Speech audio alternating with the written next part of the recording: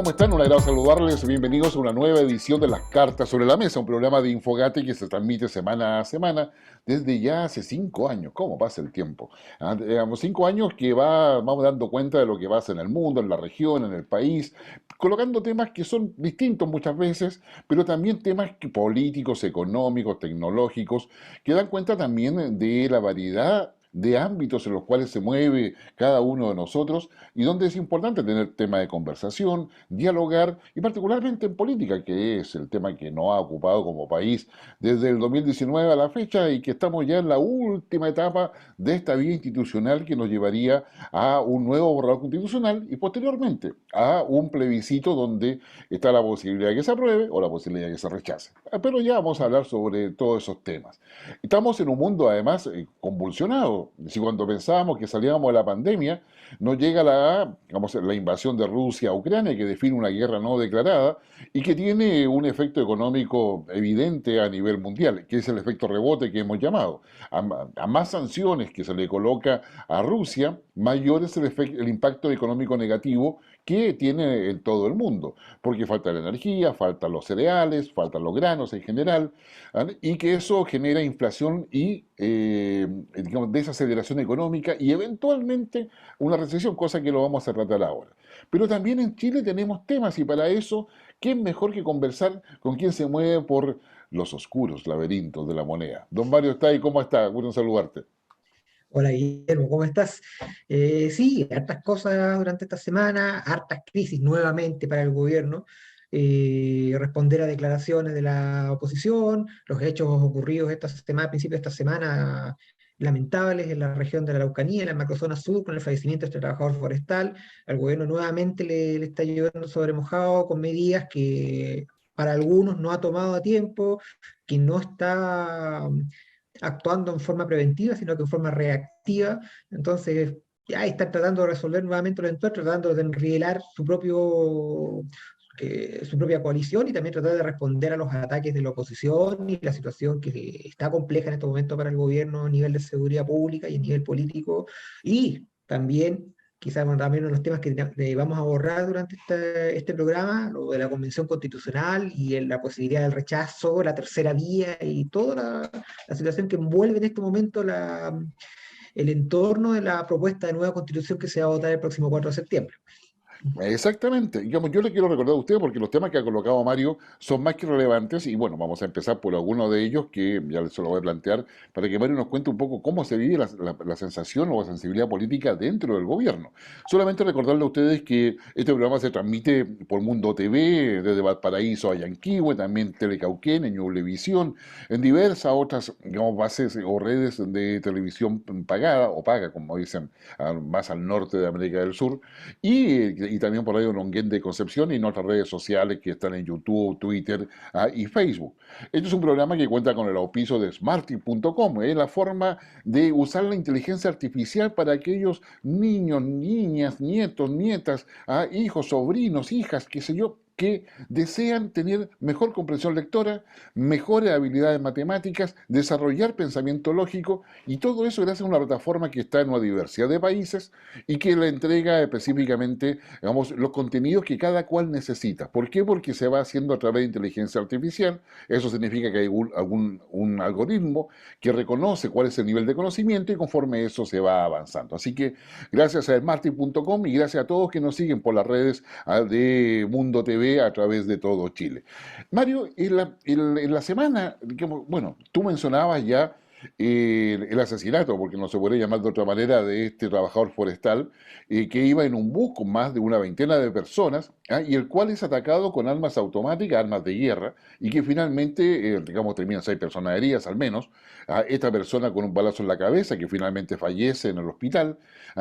Y ya eso nos llamó la atención. Pero, digamos, 48 horas antes, en el norte, digamos, un grupo de personas con contenida que supuestamente militar o que como, digamos, eran mimetizadas por lo menos, digamos, lo cual no necesariamente es militar, porque ahí tenía mimetizada para la casa, digamos, hay diversas tenidas de esa naturaleza, asaltaron un tren.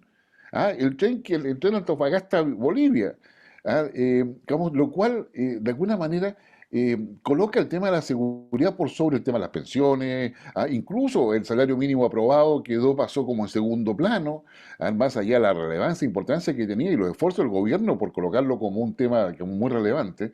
La seguridad ya se copó toda la agenda. ¿Qué pasa? ¿Hay alineamiento entre lo que hace el presidente, el ministro de Interior, la Secretaría General de la Presidencia con Jackson? Porque pareciera ser que no hay una claridad de cómo enfrentar todo esto. O sea, está el estado de excepción constitucional acotado, que justamente es para la infraestructura crítica, las carreteras, yo diría, más importantes, y punto. ¿Cómo está el gobierno en eso? ¿Cómo es la percepción que tú tienes de lo que está sucediendo al interior del gobierno de Gabriel Boric?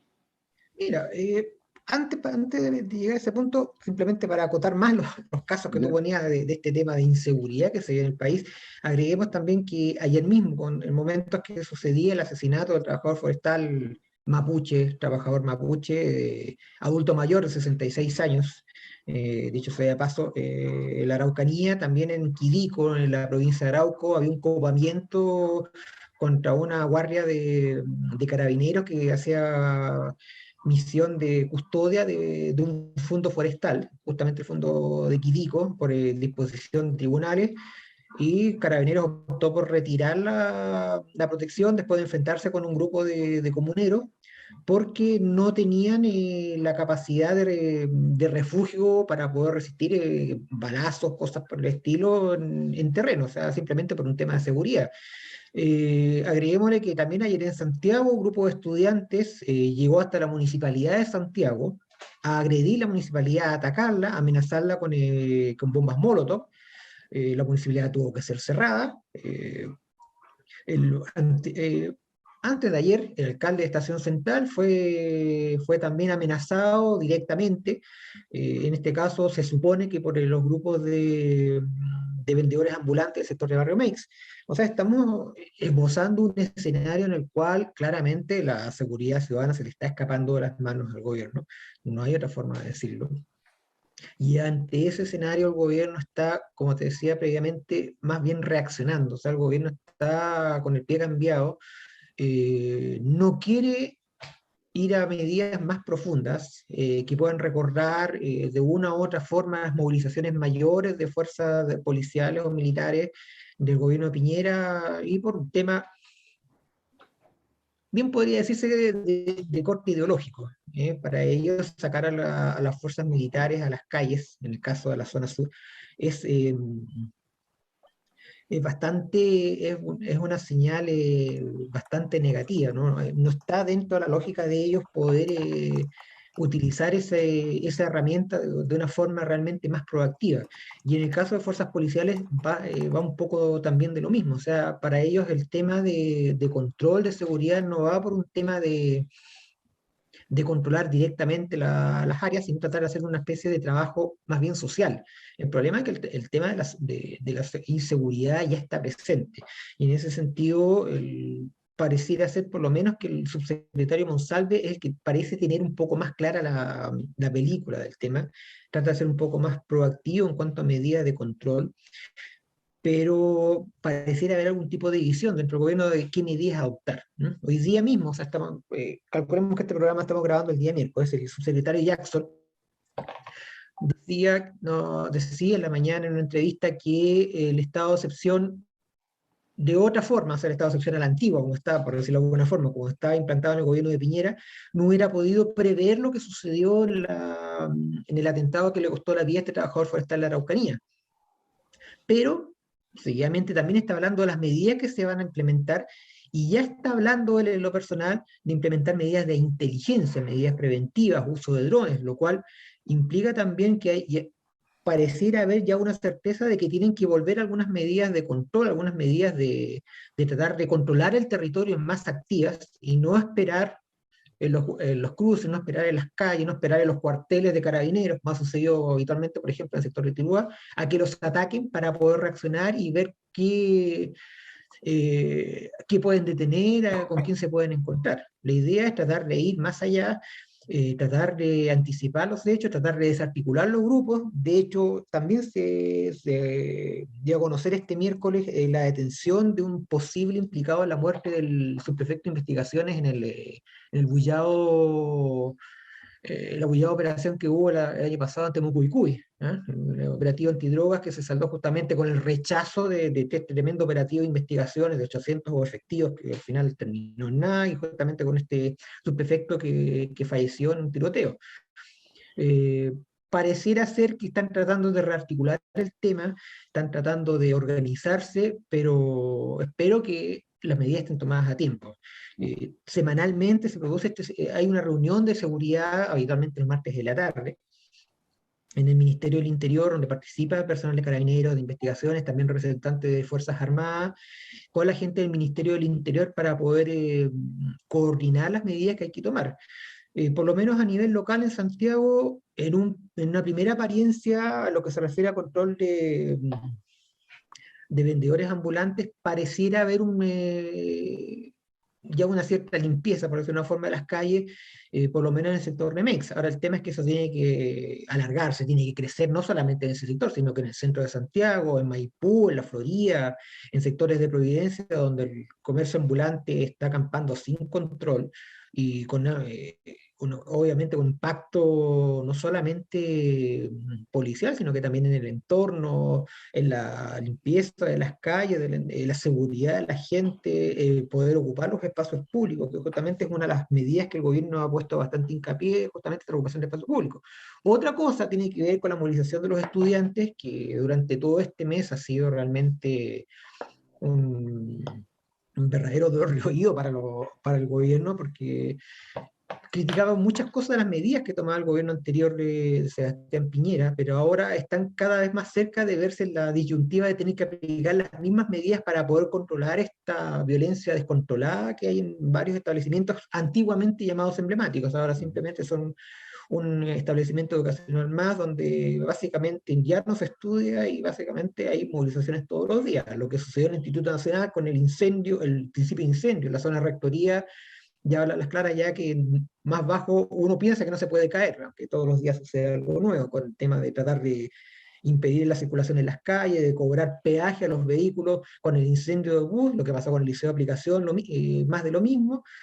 Entonces, el gobierno está complejo, está tratando de tomar medidas, pero hay que esperar un poco más para ver hasta dónde el gobierno termina de ceder ante la evidencia de que tiene que volver a ciertos aspectos que no pensaba tomar por un tema ideológico, pero que va a tener que pasar a aplicar para poder tomarle la mano y el control. En la Araucanía, claramente, el tema se le ha ido de las manos en una zona donde varias veces lo hemos dicho anteriormente en este programa, que el gobierno no tuvo, el actual gobierno no tuvo mayoría, o sea, está en una franca minoría política ante la derecha, una zona que supuestamente debería tener bastante mejor representación por el tema mapuche, etcétera, pero están justamente un poco a la defensiva, pero esperando, yo creo, al fin y al cabo, cómo van reaccionando cada una de las medidas que van poniendo de a poco. Sí. ¿Mm? No, bueno, a ver, empezamos de atrás para adelante. Digamos, bueno, recordemos que más o menos la mayoría del pueblo mapuche o de quienes son de etnia mapuche están en la región metropolitana, cerca de 1 millón y quizás más de 1 millón, lo más probable. Ya. Digamos, la etnia mapuche que se vive en comunidades, los mapuches no es una comunidad homogénea que tenga un solo líder, no, es una sumatoria de comunidades. Y acá tenemos como al menos entre 3 y 7 grupos que son los que han optado por la vía violenta y una vía violenta que mezcla lo político con el crimen organizado, para decirlo así en Ya. una apretada Mm. síntesis. Entonces, yo ahí creo que, digamos, lo segundo, yo creo que ahí tú me vas complementando, Mario, lo segundo es que Mm. el estado de excepción constitucional es eso, un estado de excepción constitucional donde se requiere que junto con el estado de excepción constitucional se requiere que todo el estado se despliegue adecuadamente. Y ahí acá uno saca una primera conclusión. El gobierno de Gabriel Boric, más allá de que digamos, lleva como 2 meses, o sea, digamos, no, 3 meses, cumpliendo 3 meses prácticamente ya cercano a ello, de instalación, no tiene el control del Estado, no logra alinear ni al legislativo para poder hacer las modificaciones legales en el sistema penal, por ejemplo, para tipificar mejor los delitos, no logra coordinarse o alinear a las propias fiscalías, a los jueces de garantía, es decir, a todas las otras instituciones que permitiría aislar los grupos violentos. La violencia per se es contraria no solamente al Estado de Derecho, que es bastante obvio, sino también a la democracia. A la violencia, como se está ejerciendo, digamos, en la macro zona sur, eso va en contra del sistema democrático, va en contra del Estado de Derecho, va en contra de la gobernabilidad, va en contra de todos esos elementos. Pero a su vez también, y ahí te encuentro toda razón, el gobierno reaccionando, vuelve a ley y orden, o sea, vale decir la posibilidad de poder digamos, establecer un control policial y o militar por la vía de la excepcionalidad, ¿no es cierto?, los recursos que se pueden instalar ahí, pero sucede que si no se despliega el resto del Estado, si las fiscalías no están actuando, etcétera, va a ser muy difícil que se logre generar una ruta que permita en la práctica llegar a una solución, porque el diálogo es un medio, no un fin. Entonces, si no hay más Estado presente ahí, difícilmente se va a poder lograr una solución. Y yo creo que eso es bastante, bastante complicado. Digamos, él es abogado experto en Derecho Público en la Universidad Diego Portales. Ahí tiene un máster, además, digamos, somos colegas en Ciencia Política y Relaciones Internacionales, de la Así Pontificia es. Universidad Católica. Ha estado becado por la Fundación Konrad Adenauer.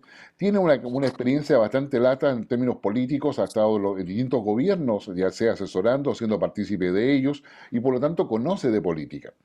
Estábamos hablando recién, digamos, está Mario está ahí con nosotros, que es nuestro periodista de Infogate, así que, digamos, bienvenido.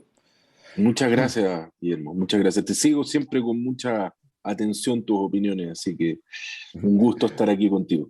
No, la verdad que el privilegio es nuestro. Estábamos conversando sobre la macrozona Sí, sur, digamos, sí, antes porque después nos vamos a sí, ir un poco a todo lo que es el sí. comercio informal, pero la macrozona sur, o sea, es decir, la posibilidad de que solamente colocar un estado de excepción, desplegar más policías, más militares, claro, eso es un parche, porque supuestamente debería tener el efecto de disminuir la violencia, pero no soluciona el problema, o sea, es decir, como la excepcionalidad constitucional es una herramienta política del gobierno, pero si no hay una alineación de parte de las fiscalías, del juez de garantía, del legislativo para poder avanzar en las modificaciones o reformas a todo el sistema penal, va a ser muy difícil que se pueda establecer un diálogo, que el diálogo finalmente es un mecanismo, no es una finalidad. ¿Cómo has visto tú el tema de la macrozona sur?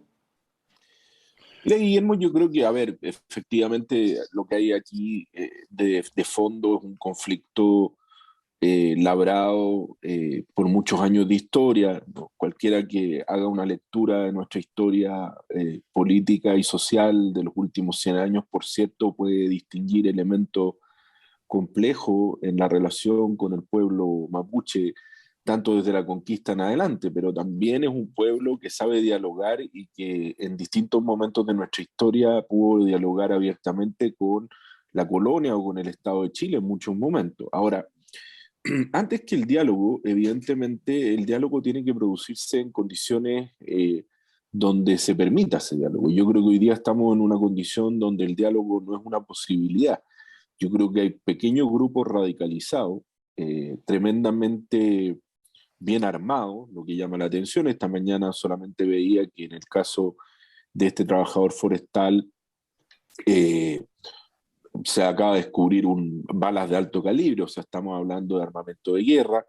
Entonces yo creo que antes de un proceso de diálogo, tiene que haber un proceso de sinceramiento y, por cierto, un proceso de no contradicción. Yo creo que los gobiernos, una de las cosas más potentes que tienen y que les cuesta mucho entender muchas veces, es que los gobiernos son fundamentalmente elementos que guían y dan señales. Y yo creo que aquí las señales han sido lamentablemente contradictorias, porque cuando se está, por una parte, incendiando un bus en la Alameda el día lunes, en la tarde eh, se quema el Instituto Nacional, al otro día el presidente está hablando en el Ministerio de Justicia sobre la reparación de los presos del estallido social o de las personas que sufrieron herida en el estallido social, y en la tarde muere un trabajador forestal y las señales que se dan del gobierno son erráticas. Es difícil que la gente pueda entender, o bien los grupos radicalizados puedan entender, que efectivamente se están enfrentando con el Estado. Recordemos muy bien que el Estado es el monopolio por esencia de la fuerza. Nosotros le entregamos como ciudadanos el monopolio de la fuerza al Estado y por lo tanto el Estado quien tiene que protegernos. Ahora, en este caso en particular, efectivamente, esto es un elemento que tiene que ser coordinado desde el Ministerio del Interior y desde la Presidencia de la República. Hoy día escuchaba al senador Francisco Buenchumilla, donde efectivamente esto ya superó el nivel regional, esto ya es un tema nacional y esto tiene que ser abordado desde la Presidencia de la República con coordinación del Poder Judicial, con coordinación de la Fiscalía Nacional, pero también aquí superando un tema, Guillermo, en que tú has hablado muchas veces. Nosotros necesitamos un sistema de inteligencia que en Chile no existe. Y como el sistema de inteligencia en Chile no existe, es imposible desbaratar este tipo de grupos, que no son grupos mayoritarios, son grupos pequeños, y que si uno pudiese distinguirlo y detenerlo, sin duda tienen un tema. Ahora, también respecto a estas señales contradictorias, esto de no declarar el estado de emergencia después de que el estado de emergencia estuvo declarado mucho tiempo, después de que te negaste al estado de emergencia, después busca un estado intermedio que no se entiende bien, esto de la vigilancia a las rutas, pero no entonces finalmente tú también le das una señal contradictoria a las Fuerzas Armadas también de no involucrarse más allá de lo que también ellos pueden involucrarse, porque si finalmente van a salir trasquilados del tema, obviamente su participación en esto va a ser menor. Habla justamente de lo que es la acción del Estado, esta acción también preventiva que tiene que tener el Estado, que va más allá ya de lo que es la región de la Araucanía, la macrozona sur. De alguna forma tú participaste en los gobiernos anteriores, no sé hasta qué punto pudiste conocer, por ejemplo, lo que sucedió, lo que implicó para lo que era todo el proceso de inteligencia que tenía la policía en la zona, el caso Huracán, porque claramente había gente responsable de montajes, que obviamente fue más allá de lo que tenía que hacer, pero aparentemente todo este proceso Huracán implicó el desmantelamiento de todo el aparataje de inteligencia que tenía Carabineros de Investigación en la zona, lo cual fue un golpe durísimo y hasta el día de hoy, por lo que se puede ver, por el surgimiento de nuevos grupos, por el aumento de violencia, pareciera que no han podido restablecerlo. ¿Cómo ves tú justamente ese proceso? ¿Cómo podríamos llegar a poder restablecerlo sin que en este periodo, en la cual pareciera que tuviéramos muchas, el término quizás no es el más apropiado, pero por decir que ya más claro, muchas pieles sensibles, en el sentido de que no se puede aplicar inteligencia hasta cierto punto? Yo creo que este es un trauma, Mario, un trauma que tiene mi sector, la centroizquierda. Yo me defino como un hombre de centroizquierda y fui parte de los gobiernos de la concertación, de los gobiernos de la presidenta Bachelet. Durante todos los gobiernos, desde el gobierno de Elwin adelante, se ha invertido muchísimo dinero en la Araucanía, muchísimo dinero. La Araucanía es por lejos la región más pobre, pero se ha invertido mucho dinero en obras públicas. A mí me tocó seguirlo muy de cerca. El plan Buen Vivir que acaba de presentar el presidente no es muy distinto a lo que se ha hecho en gobiernos anteriores desde el punto de vista, tal vez lo más distinto es el tema de la recuperación o de la compra de tierras, digamos, el monto que se dobló, pero yo tampoco estoy seguro que eso sea lo que solucione el problema. Ahora, desde el punto de vista de la inteligencia, déjame decirte que, y esto Guillermo sabe muchísimo, pero desde el punto de vista de la inteligencia, este es un problema de prejuicio de una cierta izquierda, particularmente la izquierda que hoy día gobierna, respecto a los sistemas de inteligencia. Y es un prejuicio también que es bien complejo en cualquier sociedad democrática. O sea, estamos viendo lo que sucede en España, acaba de renunciar la directora de la Dirección de Inteligencia, el CNI español, producto del pinchazo de teléfonos, ¿no? Esto en Argentina con el CIDE y la actual Agencia Federal de Inteligencia, la AFI, ha sido todo un tema. En cualquier democracia, los sistemas de inteligencia son un problema que hay que saber manejar, por cierto, ¿no? Que en el fondo no se conviertan en instrumentos de politización para perseguir opositores políticos. Pero también agencias de inteligencia tremendamente exitosas, la agencia de inteligencia alemana. Yo creo que también en esto, si a mí me tocase estar un poquito a cargo, también pediría un poco de ayuda internacional. O sea, hay países que han desarrollado sistemas de inteligencia. Colombia lo ha hecho con bastante, por poner un caso cercano. eh, y bueno, y sabemos, ¿no? Estados Unidos, Israel, hay países, Francia, que tienen buenos sistemas y que se pueden contrapesar con elementos de derechos humanos y no tiene por qué ser irrespetuoso a los derechos humanos. Siempre existe esta tensión, pero yo creo que esto es un prejuicio, ¿no? Un prejuicio heredado que no nos ha permitido tener un sistema de inteligencia. La ANI está prácticamente muy desarticulada.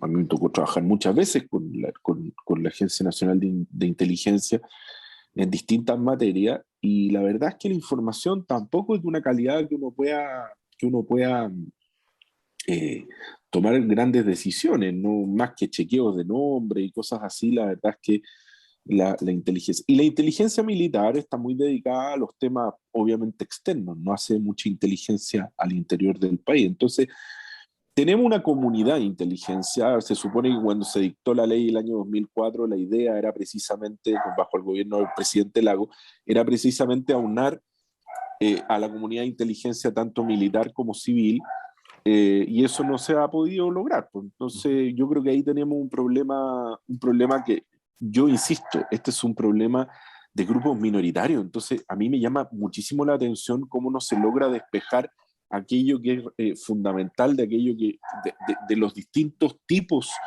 de elementos que están articulados aquí. Si es tráfico de drogas, si es terrorismo duro, si es robo de madera, no existe una claridad respecto a eso. El tema está en que muchas de esas actividades no están bien tipificadas en la legislación.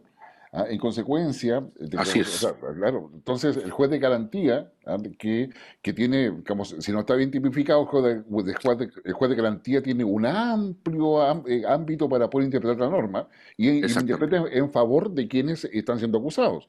Además, la información de inteligencia que es existente no se puede utilizar como evidencia. O sea, porque Exactamente, no, y ahí hay, exactamente. No, un problema no menor. Y también una cierta, yo vuelvo a insistir, yo creo que la, el uso del ejercicio de la fuerza por parte del Estado dentro de los cánones de los derechos humanos es una condición sine qua non de la existencia del Estado y por lo tanto debe ejercerse sin, eh, sin, eh, sin más miramientos, por decirlo de alguna forma, que el respeto a los derechos humanos. Pero sí creo que hay una inhibición a ocupar ciertas herramientas de la que tenemos normativamente, porque tenemos un tema con la Ley de Seguridad Interior del Estado, que así fue es. dictada en algún minuto, con la ley antiterrorista. Fíjate, Guillermo, que las declaraciones de Héctor Yaitul, que fueron declaraciones muy fuertes, llamando al levantamiento armado, están perfectamente tipificadas en el artículo 4 y siguiente de la Ley de Seguridad Interior del Estado. Pero el gobierno no se querella. El gobierno no se querella. Entonces, pero esa misma tarde, el comandante Varga, que estaba a cargo de la jefatura de la Defensa Nacional, el almirante Varga, que estaba a cargo de la jefatura de la Defensa Nacional, esa misma tarde, a cargo del estado de excepción de emergencia, es relevado precisamente por haber tenido una opinión respecto de un subalterno que participó en un cuasi delito de homicidio producto de haber atropellado a una persona. Entonces, todas esas señales contradictorias obviamente son leídas por los distintos actores. Claro. Entonces, básicamente ahí radica el problema. Mientras el Estado no dé señales claras, yo creo que hemos llegado a un punto crítico. O sea, hace mucho rato que venimos en un punto crítico, pero yo creo que hoy día ya llegamos a un punto donde sencillamente en la provincia de Arauco, en Biobío y en la Araucanía y en algunos lugares de la región de los ríos no se puede circular por las calles, no se puede circular por la Ruta 5 y uno puede recibir un balazo. Entonces, creo que hemos llegado a un nivel donde el Estado ya no está proveyendo el mínimo que tiene que proveer y su primera obligación es proveer de seguridad y de certeza jurídica a quienes habitamos el país. La convención constituyente ya está en la última fase. El 29 de Sí. junio se supone que termina, ¿no es cierto?, todo este proceso para el 4 de julio, 5 de julio entregárselo al presidente y él convocará el plebiscito del 4 de septiembre. ¿Y cómo has visto tú este proceso? Porque estamos ahora con, digamos, de una comisión que era la final, pasamos a tres, ¿ah? Con la de norma transitoria y la de preámbulo, más la de armonización. ¿Ah? ¿Cuál es tu perspectiva de este proceso convencional y a qué nos vamos a enfrentar los ciudadanos en la práctica? O sea, porque tú eres especialista en el tema y los ciudadanos que no lo somos, ¿a qué nos vamos a enfrentar con 499 artículos supuestamente? Mira, Guillermo, primero decirte que yo me enfrento con una tremenda desilusión, ¿ah? Con una desilusión muy profunda porque creo que yo fui de las personas que votó a prueba, soy un hombre de centro izquierda, creí que este era el momento que tenía Chile para hacer un trabajo muy en serio en pos de superar las divisiones que nuestras distintas constituciones han tenido, particularmente el tema de la legitimidad de la Constitución de 1980, que era un tema que seguía rondando, pese a que el 23% de la Constitución original del 80 es la que subsiste. Pero diciendo eso, déjame decirte que para uno es muy desilusión, produce mucha desilusión la forma en que se ha llevado el diálogo, la forma en que prácticamente no ha habido diálogo. O sea, hay ciertos sectores que han monopolizado la conducción de la Convención Constituyente, no han cruzado al frente, nunca incorporaron, si uno mira otros procesos constituyentes, el 94 en Sudáfrica, Mandela tenía más de los 2/3 precisamente para poder pasar la máquina sobre las minorías blancas, pero él las incluyó porque entendió que eso tenía una visión de futuro. Yo creo que ahí está el primer pecado. El primer pecado, el primer problema que nos vamos a enfrentar, Guillermo, es que la constituyente fracasó, y fracasó en un elemento central, que era el primer mandato que tenía. Si el primer mandato de la, convencional, de la convención no era redactar un texto, eso es la parte simple. La parte más compleja era darle legitimidad al texto. Y darle legitimidad es un tema de forma, de fondo, de capacidad de escuchar, de capacidad de dialogar, y eso lamentablemente yo siento que no se dio. ¿Qué es lo que nos vamos a encontrar en términos de texto? Yo creo que nos encontramos con temas muy, muy, muy complejos. ¿Dónde? Si tú me preguntas rápidamente, en los temas de la plurinacionalidad y cómo eso se combina con la unidad del Estado. Yo no sé si vamos a pasar de un Estado subsidiario a un Estado que subsidie autonomía, porque eso es lo que uno observa en distintos. Estaba revisando el texto, lo he revisado ya muchas veces, pero todo el tema de las autonomías territoriales de los pueblos originarios no se define bien cómo se van a restituir tierras, dónde están, cómo se pueden declarar, incluso se pueden declarar por un grupo de personas. Entonces vamos a tener un Estado fragmentado, sin unidad, muy complejo desde ese punto de vista, con una constitución tremendamente identitaria, que además es una constitución que no pone en un plano de igualdad a las personas, que es un principio básico de la iluminación. Tú, yo, todos somos iguales ante la ley. Aquí pareciera que hay gente que tiene más derechos, la propiedad indígena es más importante que la propiedad de cualquier persona. Nos encontramos también, por ejemplo, con normas de expropiación que han quedado muchísimo más laxas, que era un tema que la Constitución del 80 había resuelto bien. Nos encontramos con una Cámara Territorial que elimina el Senado, pero que no se sabe bien cuánta gente es, con escaños reservados. Nos encontramos con un sistema de justicia que tiene serios problemas para la independencia judicial. Te nombro uno. Se señala que se van a revisar cada 5 años la gestión de los jueces. Los jueces hoy día prácticamente no realizan gestión de sus tribunales. Y sabemos que ese es un mecanismo que se ha ocupado muchas veces. Tú le revisas la gestión a un juez, dice expresamente no se van a revisar los fallos, pero tú sabes que al juez lo termina sancionando por la gestión y finalmente el juez termina inhibiéndose desde el punto de vista de los fallos, y eso es algo evidente. Se ocupó en la dictadura militar. Carlos Cerda Fernández no era sancionado por sus fallos de amparo, era sancionado porque las causas no salían rápido, porque se le buscaba algún tipo de mecanismo de sanción. Entonces yo creo que nos encontramos con todo un tema muy complejo, y ahora yo creo que la gente tiene que estar más atenta que nunca a la Comisión de Armonización y a la Comisión de Normas Transitorias, porque ahora sí que el diablo está en los detalles. Ahora sí que nos vamos a dar cuenta de cómo vamos a entrar progresivamente en régimen, cómo ir entrando progresivamente en régimen. Toda esta discusión que se ha dado de que la Constitución no podría ser modificada sino hasta el año 2026, que es igual a la norma original de la Constitución de 1980, No sé. que establecía que entre el año 90 y 94, o sea, la primera Cámara de Diputados y Senadores, no podía reformar la Constitución de 1980. Eso se salvó en la negociación Cáceres-Elwin el 89, pero la Constitución establecía una norma igual. Entonces, finalmente uno se empieza a encontrar con teorías muy autoritarias, con visiones que a uno lo inquietan. Yo creo que la gente tiene que leer con mucha atención, hacer solamente para permitirme una digresión, pero una Cámara de Diputados con muchísimo poder, un presidente con un poder disminuido, una Cámara de Regiones que finalmente tiene pocas atribuciones desde el punto de vista legislativo, no hay un check and balance, no hay una capacidad de chequear y de equilibrar los poderes. Yo creo que nos enfrentamos a una situación muy compleja, lamentablemente. Lamentablemente, a mí me habría encantado votar a prueba y haber tenido una nueva constitución, pero creo que aquí no hubo un diálogo, aquí hubo una imposición. Algunos hablan en la convención y se habla en los pasillos de la constitución de la revancha. Yo creo que cuando las constituciones son de revancha están destinadas al fracaso. Si se aprueba, probablemente entremos en una etapa de ensayos constitucionales donde estemos permanentemente eh, modificando la constitución, lo que genera una incerteza para la inversión, para el desarrollo.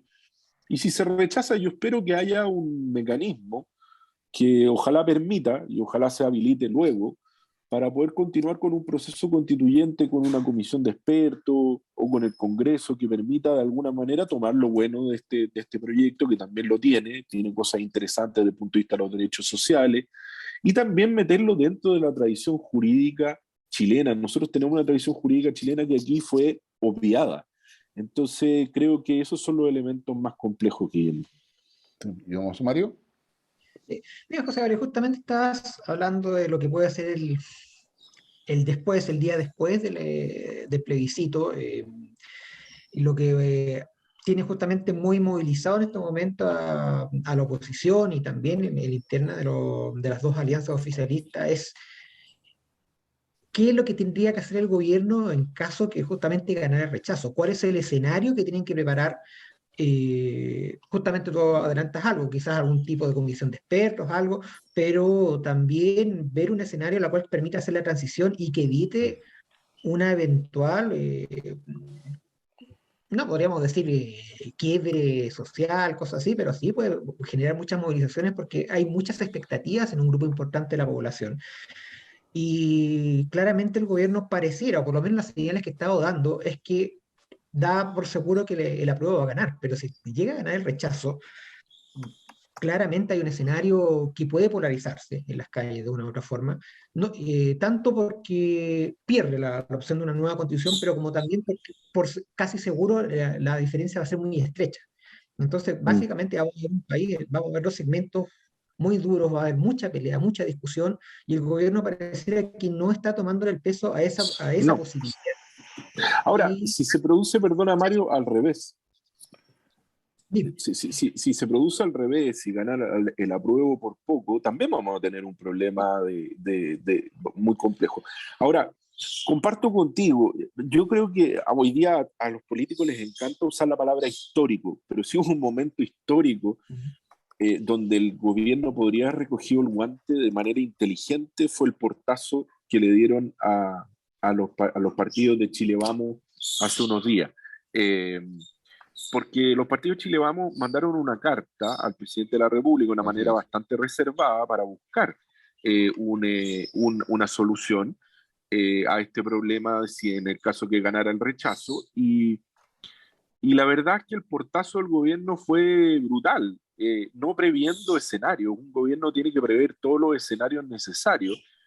Eh, y yo lo lamento porque creo que la derecha tiene una genuina, y yo no tengo por qué creer distinto, yo he conversado con mucha gente de la derecha política, tiene una genuina capacidad de entender que la Constitución de 1980 como está murió. Y murió en el plebiscito de entrada, ¿no? Por lo tanto, buscar una salida es algo que me parece que eh, uno no podría dudar de que la derecha puede ser que, a ver, la salida a la derecha obviamente va a querer tener una visión más conservadora, y eso es razonable, es natural, es evidente, pero no creo que la derecha política quiera volver al día siguiente a la Constitución de 1980, que es lo que plantea esta reforma constitucional en la actual Constitución. O sea, si al día siguiente del rechazo se rechaza la Constitución, tenemos la Constitución del 80 vigente. Entonces, nos quedamos en un punto ciego, en un punto cero. Me parece que ese guante el gobierno debe haberlo recogido, y habría sido, yo creo, un momento verdaderamente histórico, como les gusta tanto decir hoy día. No, eso sin lugar a dudas. Digamos, a ver, tú has nombrado varios grupos que me llaman la atención. Por un lado, aparte el grupo, digamos, en torno a este proceso constituyente, está el grupo de la revancha, ¿ah? Que es el que Mm, piensa que la constitución debe ser una revancha de lo que hay. Está el grupo de los 80, digamos, que quiere volver al déjà vu, llegar al statu quo que estaba hasta ahora. Y ahí hay intereses políticos y económicos, porque hay que separar grupos sí, políticos y grupos económicos que sí, están metidos ahí. Está sí. otro grupo, que son los que desean el cambio, pero no al costo de verse obligado a aprobar, que entiendo que ahí tú estarías, digamos, en ese grupo. ¿Ah? Digamos, y probablemente ahí dentro hay otros que están Y que es dispuestos. un grupo muy incómodo, además, porque uno quisiera un cambio, pero el cambio se produce de una manera de tal radicalismo que cuesta poder eh, adherirse. Es muy difícil para mi mundo poder. Yo siento algunos que dicen, bueno, aprobemos igual, aunque sea malo, pero a mí esa teoría no me convence. Perdona que te haya Sí, interrumpido, sí. No, Guillermo. no, no, perfecto. Es que un poco, o sea, yo creo que es una muy buena descripción y por eso un poco me aprovecho de lo que tú dices, porque ya, digamos, identificando los distintos grupos, yo creo que es ahí donde esos grupos van a tener que tomar una posición. Es decir, yo no tengo duda, por ejemplo, de que, desde el punto de vista de análisis al menos, que las acciones en la macrozona sur, el tema delincuencial, el tema de la violencia social o violencia política, digamos, con terrorismo incluido, digamos, está apuntando derechamente a generar una polarización. O sea, Sin es duda. decir, claro, claro, claro, sí, o sea, a mayor violencia, y eso, entonces, hay tanta, Agudización de contradicciones nomás. claro, entonces si hay más violencia y usted vota rechazo, esto va a ser peor. O sea, por lo tanto, le queda solamente la apruebo. Y por otro lado, así, digamos, ve, hay tanta violencia, vota rechazo, porque es la única forma de evitar la violencia. Entonces, nos polarizamos sin argumento, dicho sea de paso, o sea, es decir, Sí. ¿no? Y quedamos presos de minorías intensas que al final te llevan a una posición que va a ser inmanejable para el gobierno. O sea, el gobierno no creo que tenga capacidad de resistir esto. No, por lo mismo un gobierno debe prever con responsabilidad el día después de cualquier cosa, ¿No? ¿no? Esa es la tarea de gobernar. La tarea de gobernar no es adherirme o abanderizarme por una opción, por muy legítimo que sea que el gobierno tenga su posición política, que es evidente y es conocida, pero el gobierno tiene que ponerse en una opción de segunda instancia. A ver, solo voy a poner un ejemplo, Ya. Guillermo. La constitución, el proyecto de constitución desaparece el estado de excepción constitucional de emergencia y queda solo el de catástrofe, el de sitio y el de asamblea, que es cuando se trata de guerra exterior. Ujú. ¿Qué se hace al día siguiente con la macrozona sur? No existe el estado de emergencia, nunca más. ¿Cómo lo aplicamos? Entonces son cosas que el gobierno tiene el deber de hacerse cargo. Y lamentablemente yo siento que hay una incapacidad por lado y lado, también de mucha desconfianza, de no creerle a la derecha este tema de querer reformar. Por el otro lado, los que juran que va a ganar el apruebo, entonces con eso vamos a pasar a otra etapa. Pero cualquiera sea el mecanismo, vamos a tener, imagínate que al día siguiente se rechaza. Vamos a tener la constitución del 80, vamos a tener el mismo problema. si al día siguiente se aprueba, vamos a seguir teniendo el mismo problema de legitimidad.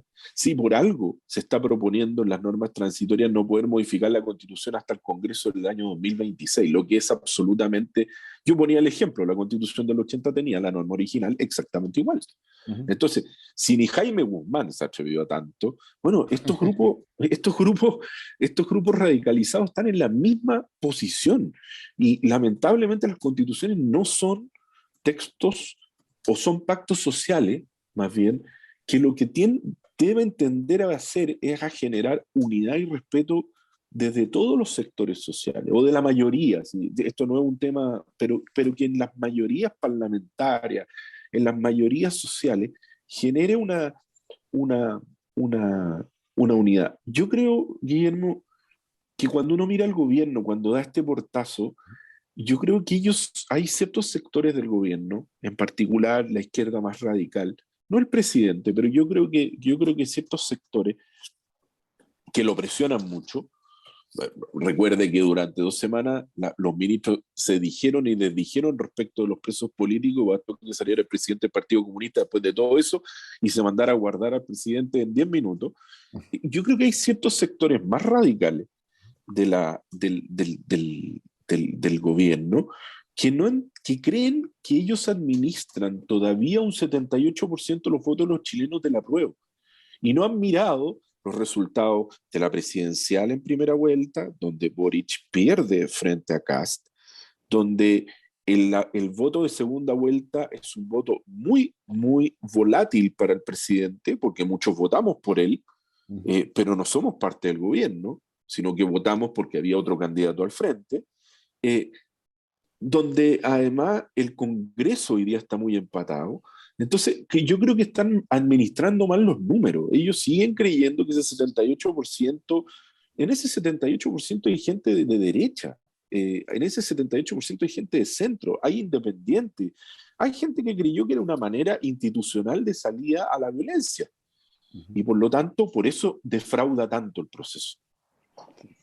Sí, no, no, o sea, no, yo ahí tengo toda la razón. Mario, si quieres hacer una consulta.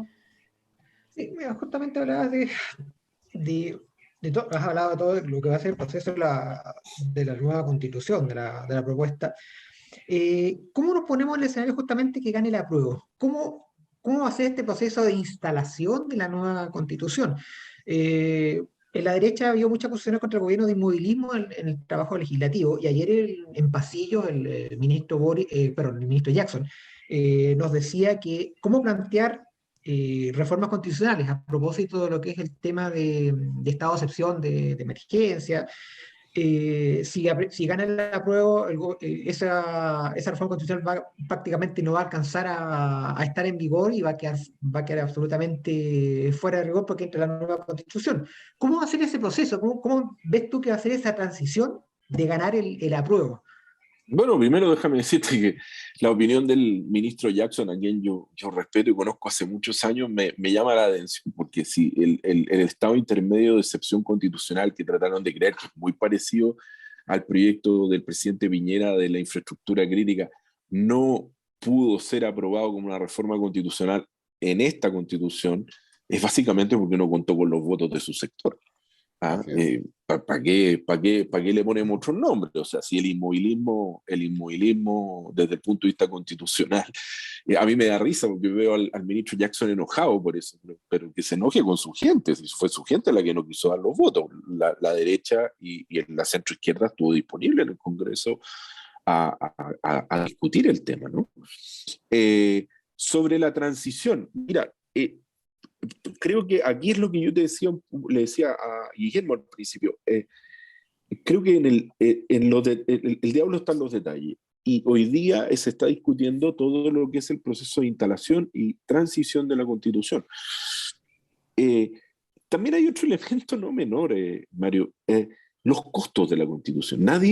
El CEP lo está estudiando, yo escribí una columna el día sábado en la tercera.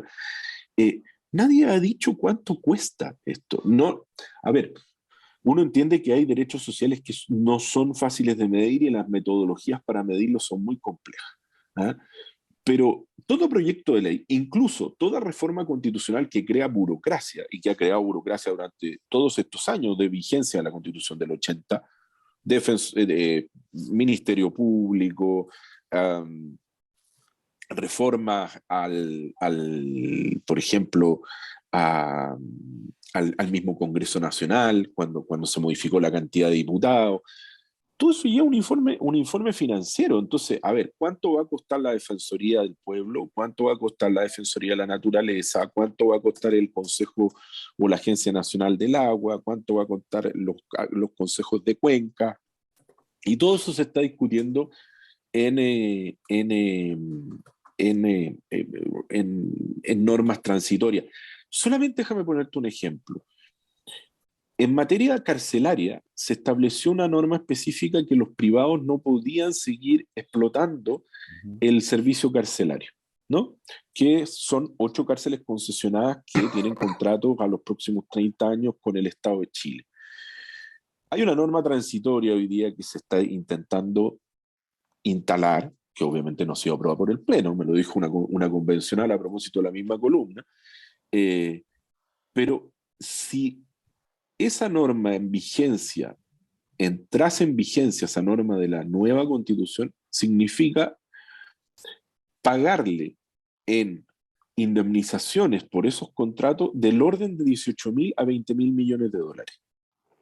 Ese es el costo que tiene solamente esa norma. Esto está calculado por el Consejo de Política e Infraestructura, no es un número cuyo presidente es el presidente Frei Ruiz Tagle. Y hay una norma ahora transitoria para que esto, obviamente, los contratos que ya están firmados con el Estado sigan funcionando y no se puedan hacer nuevas licitaciones de cárcel. Ahora, no se ha construido ninguna cárcel. Desde el primer gobierno de Sebastián Piñera en adelante, porque este mito de la concesión, que también premió a los hospitales, en cierto minuto, a mí me tocó verlo en el Ministerio de Obras Públicas, esta sobreideologización respecto a las concesiones no ha permitido construir cárceles por la vía directa para el Estado. Y eso tiene una consecuencia social inmensa. Mira, te voy a poner un ejemplo. Nosotros al inicio del gobierno de Bachelet, y aquí voy a clasificar algo, tuvimos que decidir si seguíamos adelante con la concesión del Hospital Sotero del Río y con la concesión del Félix Bulnes. Tuvimos una ardua pelea con el Ministerio de Salud, que puedo desclasificarla en este momento, y en ese tiempo era comandada por la actual diputada Elia Molina, y finalmente se decidió en esta discusión salomónica que el Félix Bulnes se construyera por la vía concesionada y el Sotero del Río se construyera por la vía de una apuesta directa del Estado con presupuesto estatal. Bueno, preguntémosle a los vecinos de Puente Alto y a los vecinos de Cerro Navia cuál se construyó primero. El Félix Bulnes está funcionando y el Sotero del Río está en proceso de inicio de construcción. Entonces han pasado, y yo estoy hablando que han pasado 8 años de esa discusión. Entonces ese tipo de sobreideologización, que muchas veces tiene que ver con presiones gremiales, empiezan a producir un daño directo en la población. Y por eso uno ve que la instalación de la Constitución puede tener costos altos, va a ser muy lenta en el tiempo. La gente que tiene muchas expectativas en la Constitución, de partida los derechos sociales se tienen que financiar de manera progresiva, lo dice la propia Constitución, y de acuerdo a las reglas fiscales. Por lo tanto, usted entenderá que financiar salud gratuita y financiar educación gratuita desde el primer nivel hasta el nivel universitario va a ser carísimo para el Estado. Pensemos solamente en lo que es la condonación del CAE, nada más. Entonces, somos un país, yo a veces siento que los convencionales viven en un país que pareciera que no conocen, ¿ah? Que pareciera que es como un país de la ilusión, y uno cuando le genera a las personas ilusiones, lo único que genera es frustración, y más frustración aún, y más desconfianza aún, en una sociedad que ya tiene frustraciones y desconfianzas. Creo que no ayuda, y por lo tanto uno habría esperado un diálogo muchísimo más templado, moderado, pero lamentablemente no se dio.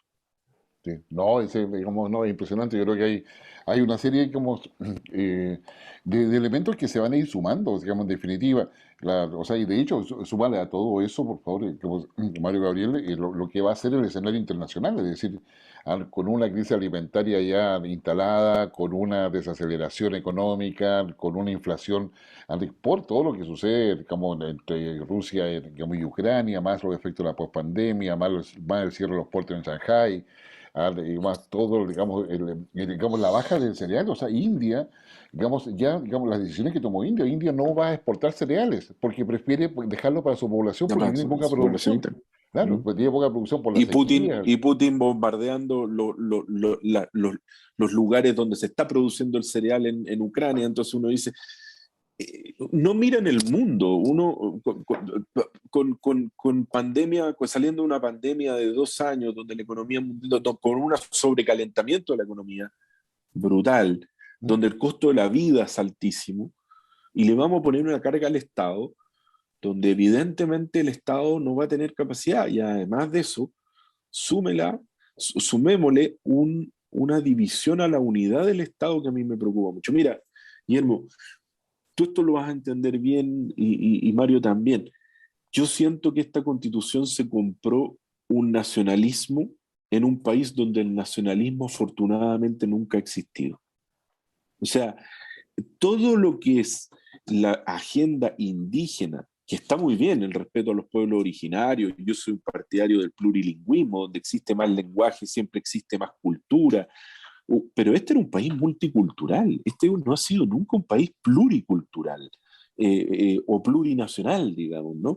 Eh, y nos estamos comprando, yo creo, con mucha influencia de los separatistas catalanes, de los separatistas vascos, que sabemos que han operado en Chile muchas veces, ¿Sí? nos estamos comprando un nacionalismo que en Chile nunca existió, si nosotros tenemos una vocación mestiza desde el Así inicio de la es. República. Entonces, y aquí concluyo, Guillermo, pero tú lo sabes bien, donde hay nacionalismo, las cosas no terminan bien.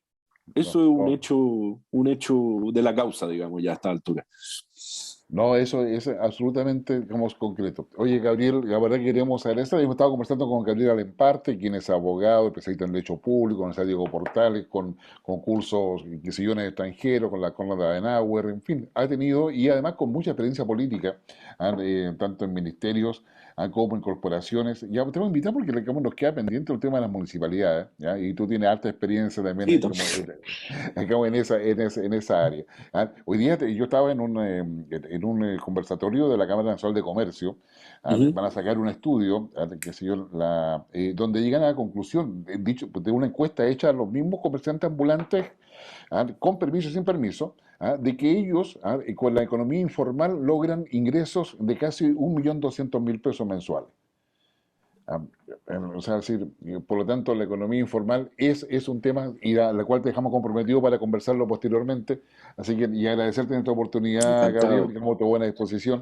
Don Mario, digamos, y está ahí que se mueve ahí por los laberintos de la moneda, los laberintos oscuros de la moneda que no siempre son gratos. Así que muchas gracias, Mario, muchas gracias, Gabriel. Guillermo, Mario, muchísimas gracias a los dos. Guillermo, te sigo mucho, así que Bien, aprecio esta entrevista muchísimo.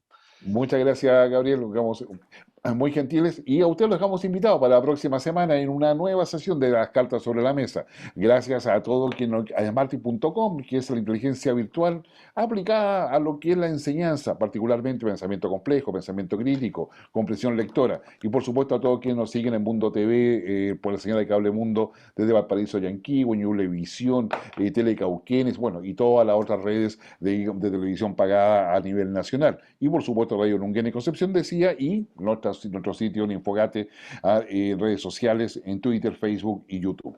Muchas gracias, Gabriel, nuevamente, Mario. Un agrado, un Gracias a gran ti, Guillermo. abrazo Gracias, Mario. y nos vemos la próxima semana. Que estén muy bien. Muchas gracias. Que estén muy Chao, bien. chao. Chao, chao.